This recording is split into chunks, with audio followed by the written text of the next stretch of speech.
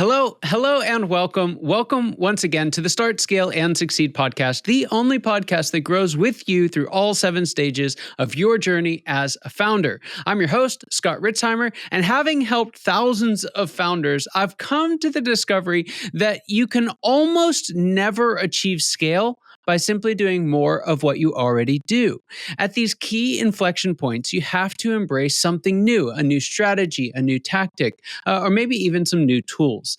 And so, for those of you who are listening today, you're in that startup entrepreneur, or you've decided to stay that successful solopreneur, and you're trying to scale your revenue without scaling your payroll, we have an incredible set of strategies, tactics, and tools that could be that very inflection point for you and your business. And here to tell us all about it is Nathalie Doremieux, who has an online program. She's also a strategist and membership expert. She's co-founder of New Software Marketing and the Membership Lab. She's been in business for over 19 years and worked with quite a few coaches and continues to do so. With her husband and her team, they help established business owners scale their expertise, make a bigger impact by assisting them to create online programs that their members won't want to leave. She also uses the power of AI to accelerate her clients' results and help get them unstuck. She's here with us today.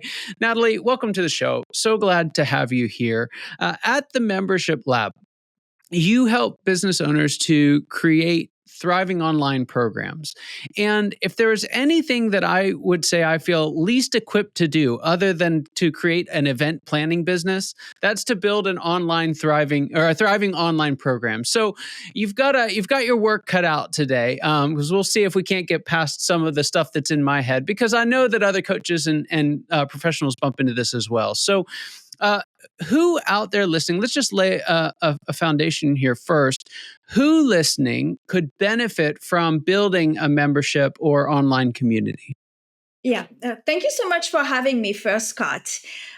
Great question to get started. So I know that the membership word is used a lot, right? And it sounds like the holy grail. It's the recurring income. Finally, you don't have to work through your calendar. You don't have to trade time for money. But the reality is a membership is not something that runs on its own. It still takes work. So when people have an existing business, like if you're a coach, for example, and you're thinking, should I do a membership? There are several things that you need to look at. The first one is really to look into, why is this idea even coming up? Because reasons why you don't want to do a membership in that case is like, well, I'm struggling to sell my coaching business, my coaching programs. Let me do a membership because it's a lower price point. That won't work. The key is really to have a vision for where you want this membership to fit within your coaching business. So I make it really easy for people because there are only 4 ways. 4 and nothing else. So if you're wondering, these are one of the 4 ways. Way number 1 is you have a coaching business, you're pretty much established, right? You know your thing works, and you have this audience, those listeners, maybe they listen to your podcast, or maybe they're on your social media, right? So they're around you. Maybe they've signed up to some of your freebies, they're on your list, but they are not signing up to your coaching program. Maybe the gap is too big, right? And they probably never will. This is just not what they're looking for. Well, if you have that and you're wondering, oh my gosh, how can I help these people? But I still want to leverage my time. You have an opportunity for a front-end membership where you can charge a low amount, where you can totally scale this because you don't have like to create a bunch of content. It could be resources you already have. It could be guests that you're bringing and interviewing, or that somebody else in your team is interviewing, right? And maybe you show up once a month and you do a Q&A call, and that is it. So that can fill your bucket into, how do I help these people and still bring some income, right? So that's number 1. So if this is you, if you're listening and this is you, then maybe this is a direction like to look into. Great. And you call that a front-end membership? Yes. I call it a front-end membership. It's basically you can almost see it as, because you can also be strategic about how you build it to make people ready for the coaching, right? So you can be strategic about what you're sharing, right? And that could be your paid lead gen for your group coaching program, right? So that's the front end membership. That's number one. The second one is you might want, and this is something that we see a lot of coaches do, is turn your coaching program, instead of it being a 6 months or 12 months, into a membership. That means that now you include the program inside a membership. So as part of joining a membership, you have a program that you go through, but at the end of the program, it's not okay, bye bye, or, re-sign up and do it again. Right. There is an ongoing way to support you now to implement all that you learned.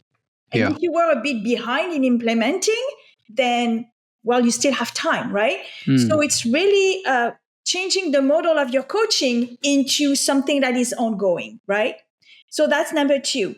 Number three, we are seeing this when coaches have worked, for quite a while. Maybe they've done a lot of group coaching, and they want to create what we call a back-end membership. That back-end membership is usually a little bit higher price point than the front end, 100, 200, 300 a month. And it's by invitation only. And it's kind of like an exclusive for your alumni. So anyone who's ever worked with you and you're wondering, oh my gosh, how can I continue to support them? Well, I've got this community. I can invite you in. It's only for people that have worked with me. And now you create, it's usually more of a community feeling, but you can still come in, with guests and things like that. And what this does is that not only gives you the recurring income, an opportunity to continue to help people, but it's also a great resource for your VIP days, your retreats, and things like that, right? So that's three. And then number four is if maybe you're a coach, you're a business coach, and you want to start a membership teaching something completely different. How to paint, how to garden, right?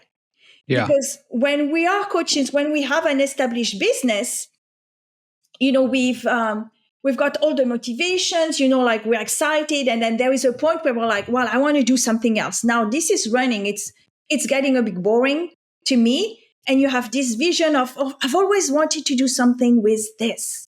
That's an opportunity. That's number four. And for this one, it's going to be, I would say, the hardest one, in the sense that it's a new audience that doesn't know you in that particular thing. So you're going to have to build an audience and things like that. But the other three are really about, how do I expand on my existing audience and my knowledge, right? And the choice is really going to depend on, where do I see myself in 5 years? Like, what do I want to help as many people as possible? That's the front end. That's the impact, right? So hopefully that helps. It's interesting because I can hear folks thinking like, well, why do I have to choose? Can't I do all three? It kind of makes sense why the fourth one would be a little bit different, in that you're opening up a new territory. Why is it that we have to choose between one of those three? You don't have to choose. You just have to do one at a time. You don't have excellent to choose. point. Yeah. Oh no, you don't have to choose. You absolutely don't. It's such a good point, and doing them one at a time is as well. Now, you opened up, and I appreciate the honesty behind this question, because so many times folks who push strategies like this, it's like free money. It's like you don't have to do anything and it'll just magically happen. And you opened up saying, hey, no, this takes some time. It takes some energy. What does that look like? Is it something that that folks should say, hey, this is my full-time job now? Is it something you can do in an hour or two a week? What's a reasonable expectation for getting a new, let's say, front-end membership up off the ground? So the key when you start with the idea of a membership is you want to set up some ground rules for yourself on how you're going to be involved. Because remember, if it's a front-end membership, they should not have the same level of access to you as a coaching program. Otherwise, what is the point, right? Yeah. So it's getting really clear on what this is for and what you're going to deliver, because it's not going to be the same thing as the coaching, right? Mm-hmm. And it's also setting this rule about how you're going to show up. It is so easy, and I've seen it with clients so many times when they're like, well, I can do a call a week, and then I can create this for them, and I can do that. And then 3 months in, they're like, oh my gosh, this is so much work. So they get excited about the idea. I could do this. I could talk about that. And it's not about that. It's really about, look at the purpose. Is the purpose to give them something that they can start getting some type of result with, right? Mm-hmm. But set those boundaries. Like for me, I do a call a month. And then maybe I have a community manager when I get to a certain point. And by the way, your community manager is probably one of your first members. It's the best place to find community manager, right? And keep those boundaries, because if you don't, it will become a job. So it's going to, the space, the time that it takes you is going to be what you allow it. There are so many different models. I'll give you an example. John Burgos has a membership. He's had one for years. It's called Living in the Extraordinary. He does one weekly call, puts the replay in the membership. Hundreds of members. That's all he does. There is not a single resource, nothing, right? So it's about finding what is it that that audience wants, and just giving them that, not more. Yeah. So many questions. Before we dive in, I want to spend a little bit of time on what AI is doing to this space, because I know it's an area of expertise for you. Before we get there, you've talked a lot about coaches, and I understand that's your expertise as well. Have you seen this in other environments as well? For example, like I'm wondering, can a doctor do this, or a hairdresser, or is it something that professional services can do in general, or is it something that's unique to coaches? Yeah, no, it's absolutely not unique to coaches.